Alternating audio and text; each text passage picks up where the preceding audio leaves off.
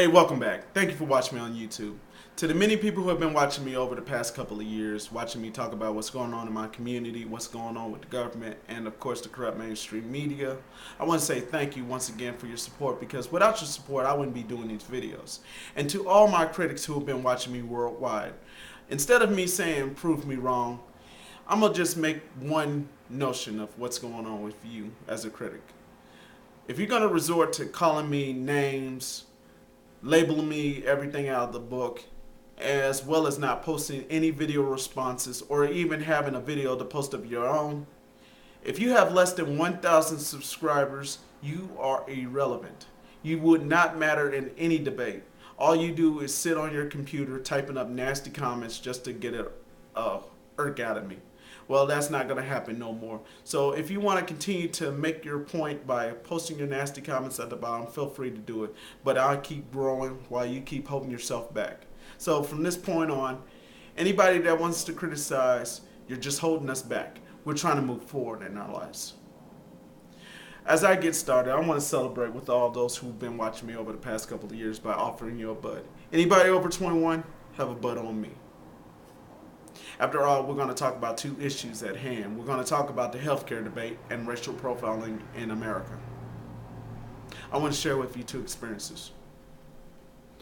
In 2006, I went to the Miami Valley Hospital in Dayton. I was being admitted for food poisoning. Well, I thought this was going to be an in and out kind of situation, but it turned out to be more of a nightmare. I went in around midnight, only to stay there till almost 5 in the morning, not even being heard, not even being seen. So I went home to try it with Maalox, Pepto-Bismol, and Tums to try to quarry the pain. But it gotten so worse I had to go back on Thanksgiving Day to see the doctor. Well, when I went back to the hospital, I was admitted in.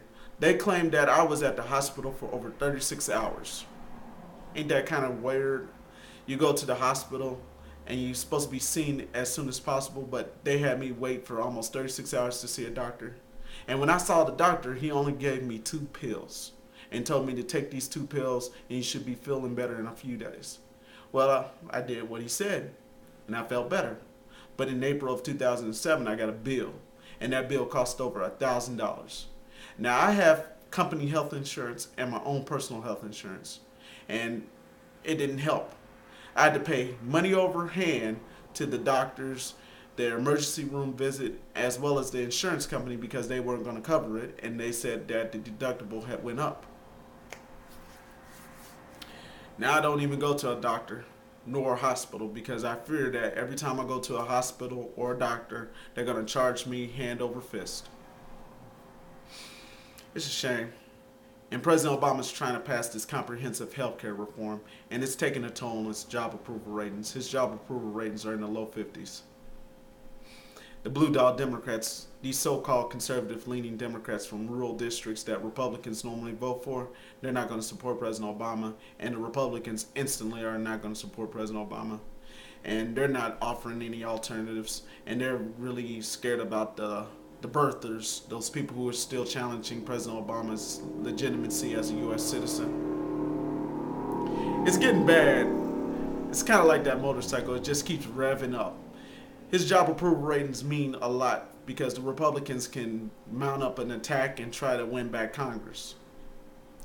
But overall, this is what's going on in politics. We got an infighting between the liberal base and the conservative base of the Democratic Party because they can't figure out how they're going to pass this over $1 trillion healthcare package, which President Obama wants to be signed as soon as possible. And they're heading into their August recess. And the Republicans offer no alternatives, but they offer a lot of criticism, and they got the conservative media to scream and vent out for them instead of them actually saying that they hate the president, they want him to fail. Senator Jim DeMint said that President Obama's failure will be like a Waterloo, and this is with this healthcare debate. And the Republicans are already on thin ice with the Hispanic community because they might not vote for Sonia Sotomayor, the federal judge who's now going to probably be the associate clerk of the Supreme Court. But that's what it is. While President Obama did do one of his nightly press conferences, he was asked a question from one of the reporters of the Chicago Sun-Times about the situation that involves Henry Skip Gates, a Harvard black professor, and a Cambridge police officer by the name of James Crowley. This controversy ensued when President Obama said that the police were acting stupidly when they handled the Gates matter. And this also made a lot of the Fraternal Order of Police unions upset because some of those people probably voted for President Obama. And it's kind of a stinging blow because most police officers do their best not to racially profile people. But I can share with you an experience in 2009. On my way home from a car wash, I was pulled over by a Kettering, Ohio police officer. He had claimed that I had an improper lane switch. When I was pulled over near a gas station, he had asked me if I was drinking or I was under the influence of drugs or narcotics. I replied, no. I don't do drugs, I don't drink while I drive, and I tried to obey all laws, well, most of the traffic laws. He ordered some backup because he wanted to ask me if I was going to concede to having a drug search. Well, I reluctantly agreed to it, and he brought out a drug-sniffing dog. When the drug-sniffing dog got into the car, the dog shedded all over the seats and sniffed out and found nothing. But the officer claimed that there was marijuana residue. Now, again, I don't smoke, I don't drink while I drive, and I tried to obey most of the traffic rules. Unfortunately, with this delay, it costed me about $10 because I had to go back and vacuum my car. And I was so upset and felt so helpless when I had been dealt by police officers over racial profiling. I had to file a complaint with the Kettering Police Department. And when I filed that report, the Kettering police officers asked if everything was all right.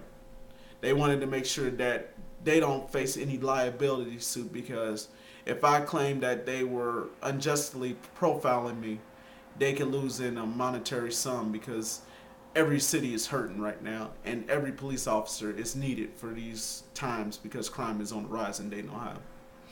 But overall, racial profiling happens in the black community and the Hispanic community. Men who are between the ages of 18 and 35 are usually profiled by the police because we wear these type of clothes, we drive in cars, we got our music up loud, and we're in neighborhoods that officers normally don't see black people, quote unquote. Anyway, my experiences are simple. I voted for change. I voted for a bipartisan Congress that is willing to work to solve our nation's economic crisis. I voted because I wanted to see the Republicans and Democrats try to at least understand the plight that's facing not me, not you, but all of us as Americans. I want to make sure that when I voted for a direction that is new. I don't want to have the same old style that's coming out of the Bush administration or out of the Clinton administration. I wanted to see some change. Now, I guess that with President Obama, he's not going to get a rubber stamp Congress because of these conservative-leaning Democrats. But his base, which is mostly liberal, is all screaming and yelling at the conservatives, and the conservatives are not listening. Now, as an independent voter, I'm slowly losing faith in the Democratic Party as well as the Republican Party because they don't have no clear ideas and they're too busy partisan, one-upping one another, I guess. But as I continue to post these videos, I want to make sure I understand that I got these issues I want to share with you.